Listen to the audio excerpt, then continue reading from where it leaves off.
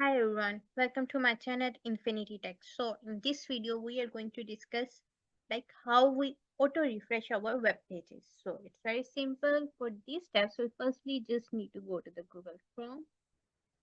I need to open my Chrome and just give me a second. So here we simply type the auto refresh.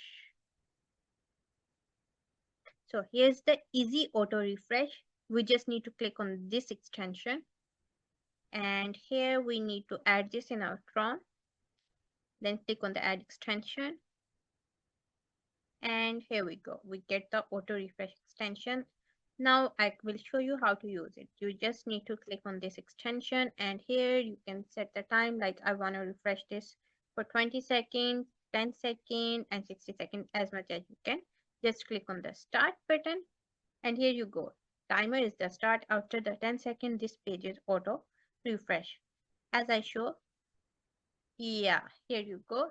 Now you can see this page is auto refreshed. So by following these steps, you can auto refresh your pages. So to get more videos like this, just follow my channel. Bye bye.